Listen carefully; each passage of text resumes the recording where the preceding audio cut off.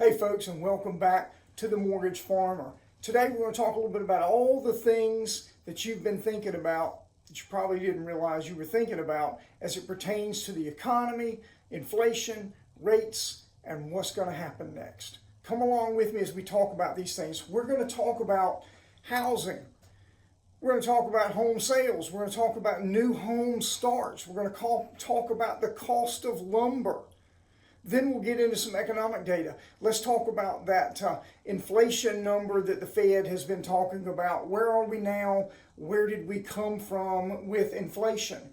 But we're also going to talk about new jobs creation. We're going to talk about wages. We're going to talk about what all of those things do when you put them in a soup and stir them up, what that means to you and me and the economy as we wait to come back to some level of normalcy within the economy, within the numbers, within the mortgage rate environment that we're all watching and waiting for. I'm probably watching and waiting a little bit more closely than you are, but one of the reasons that you're here watching this video is because you like to hear what we've got to say, not what I have to say, but what the numbers say, so that we can be prepared for some of those things we've been putting off, whether it was buying a new house. By the way, you shouldn't really be waiting. I've got a video back in the past that will shed some light on that, but buying a new house, maybe you've been waiting on a home improvement because the cost of funds have been too high. Maybe you've been waiting and putting off buying that car because, again, the supply-demand paradigm had gotten out of whack, and we need to look at that. Let's come along and take a look at all of those things and kind of put them together as a puzzle so that we can see what it means to you and what it means to me and what it means to our economic outlook as we jump into the second half of 2024. So let's talk about housing.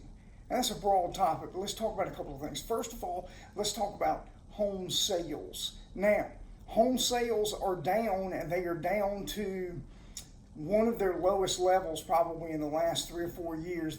Home sales themselves are down 11.3% from this same period last year. So roughly June of 2023 versus roughly June of 2024, home sales are down 11.3%. Have you ever heard the term, or have you had a realtor speak to you about the spring buying season and what that means? Generally speaking, kids are getting out of school. We've come out of the wintertime, grasses are green, flowers are blooming, your house looks as good as it's going to look, and that is the most popular period of time to put your house on the market and get top dollar for it. Well, that's what we call the spring buying season, and it's something that we have counted on every year as long as I've been in the business, over 30 years. We have seen it. It has ebbs and flows, but it's always there. This year, the spring buying season was a bust. The numbers were down all over the place. Hence that term I just gave you, the 11.3% drop in overall home sales. Well, here's another one that we want to look at. How about new home starts? Now that generally will start, 4, 5, 6 months earlier when we see builders pull building permits. That's a clue as to the starts that are coming. But new home starts are down 5.5% year over year. In other words, May, June of last year versus May, June of this year, we are down 5.5% in home starts. All of these things are clues. All of these things are ingredients to that soup that I was talking about that we're going to stir up and see what it comes out tasting like. We'll call it the economical soup, because all of these things are going into various phases, pieces, aspects of our economy. Those are things that we're going to look at. Now, here's something that any of you weekend warriors that are out there and have been out there since before COVID have seen firsthand.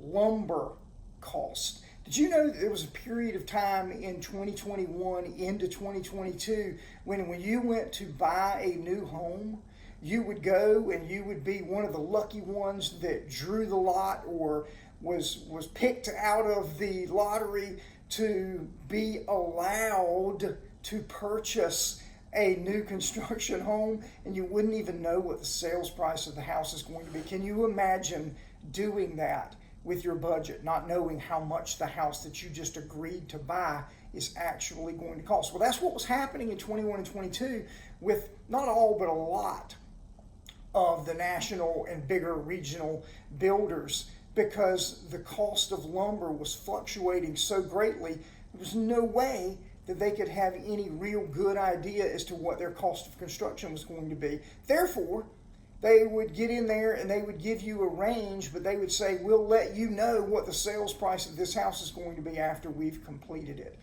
And people were signing up as fast as they could to accept that. Crazy times. Lumber cost. During that period of time in 2021, let me look at my notes here, May of 2021, the cost of 1,000 board feet, and that's just a unit of measure that they use in construction and in lumber. Board foot is a unit of measure.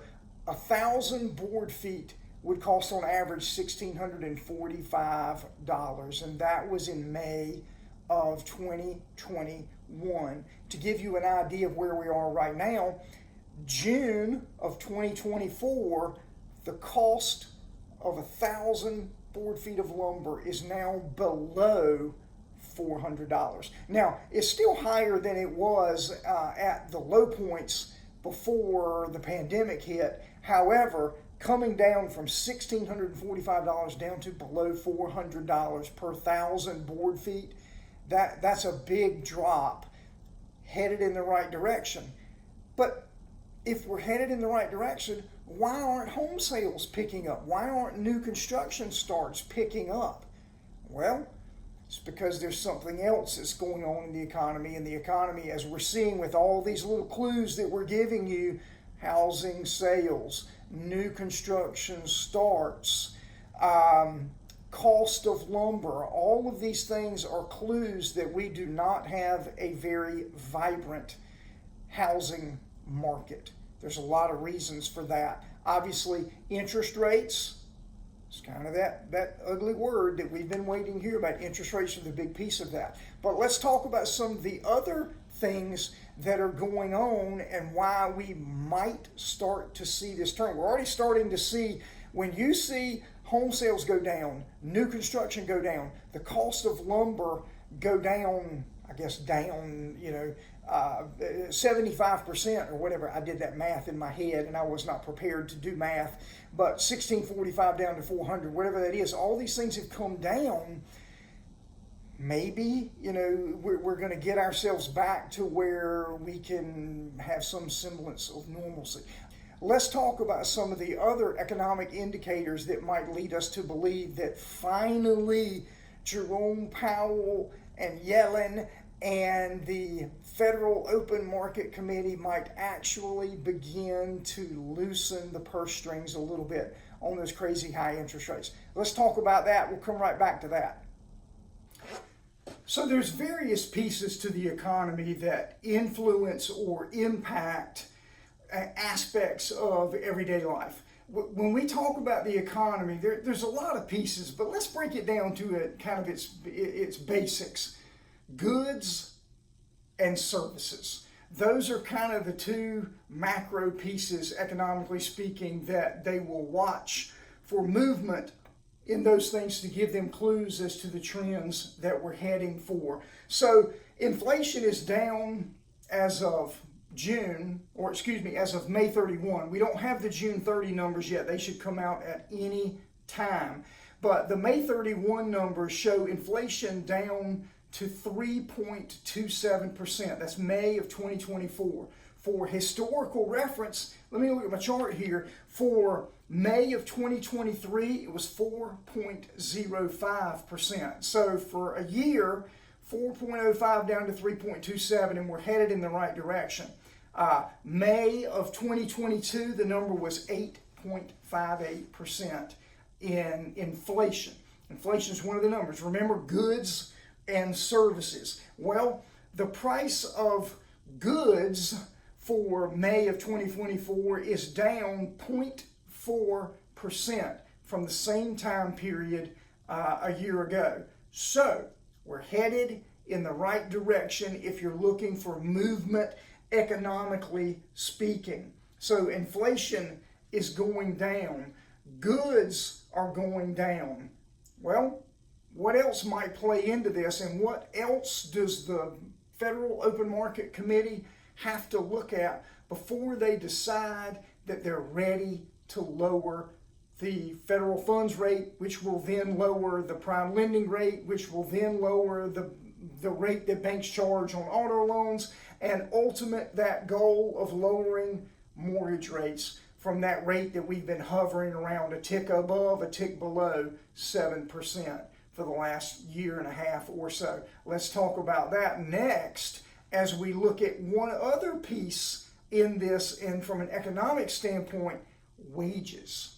Wages. Let's talk about wages kind of as the third piece of this conversation we're having about how strong the economy is right now. So first of all, when we talk about wages, let's talk about jobs. So new jobs.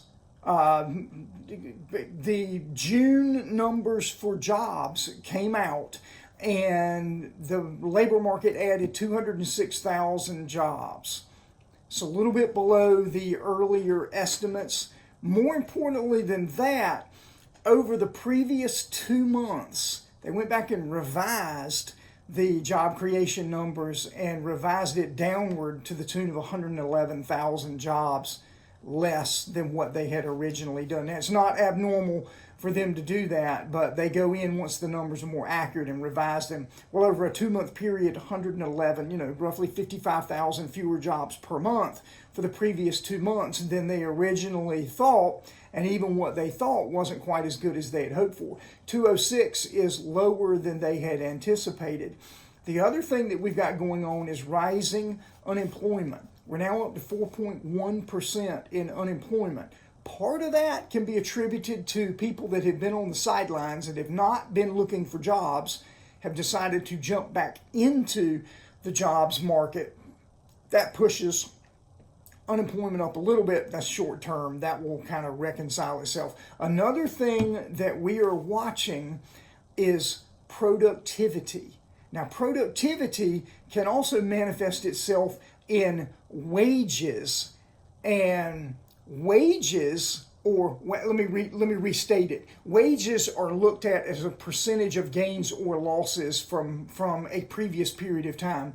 Wages only gained 3.9, but that is down from the previous reporting periods substantially. So people are not making quite as much money for each job as they were in the period prior. A big piece of that is a loss in productivity. You can only gain so much growth through productivity. At some point, you're going to have to add more employees to get that, but they are not adding those employees, as was evidenced by the 206,000. By the way, that 206,000, the overwhelming majority of that growth was government.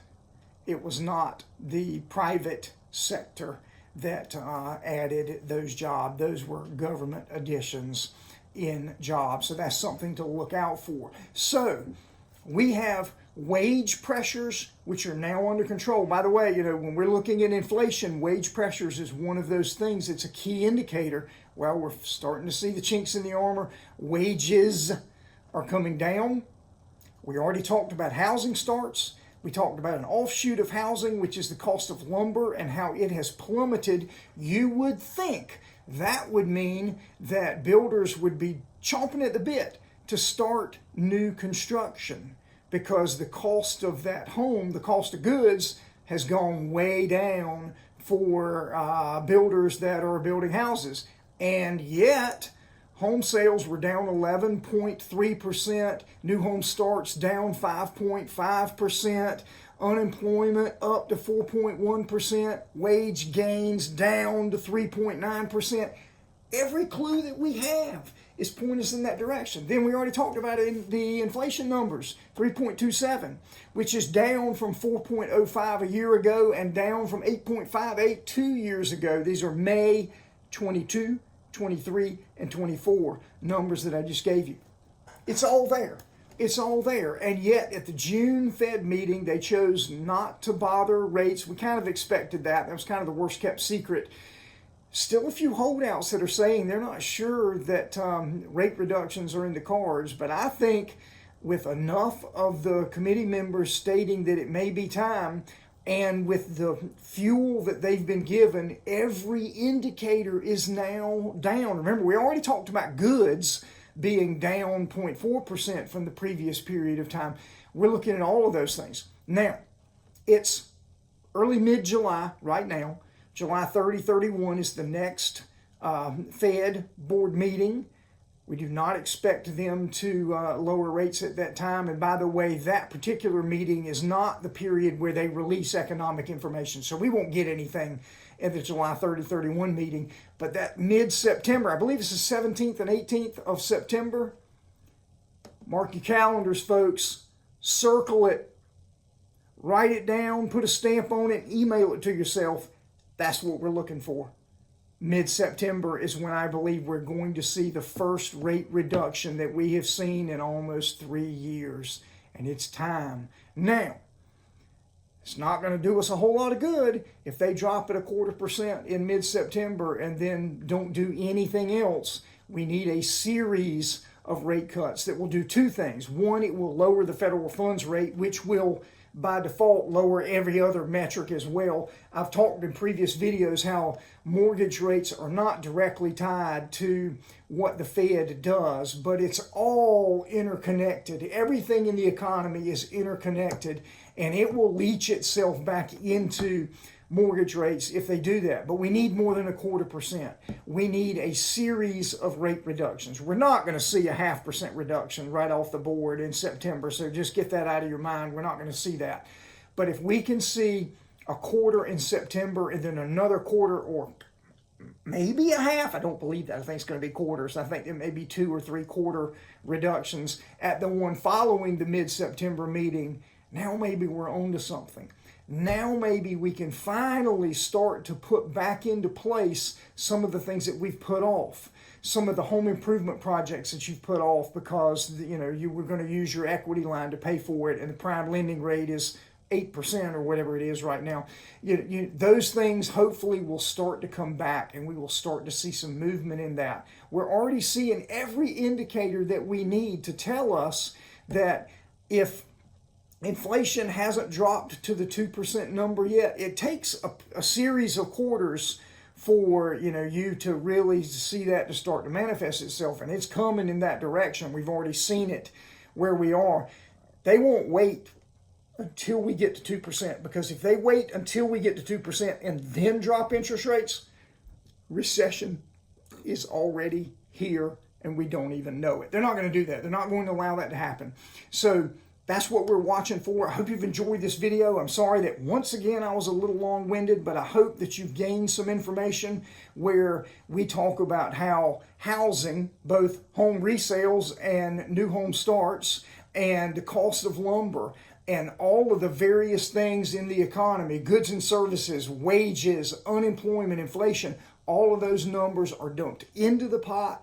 We stir it up, and we want to see what flavor that soup is as it comes out. Thanks for watching. I really appreciate it. If you would hit that subscribe button for me, we grow this channel by subscriptions. Please like, please comment. Tell me what you think. Tell me if you think I'm full of it, or tell me if you want to add something to the conversation.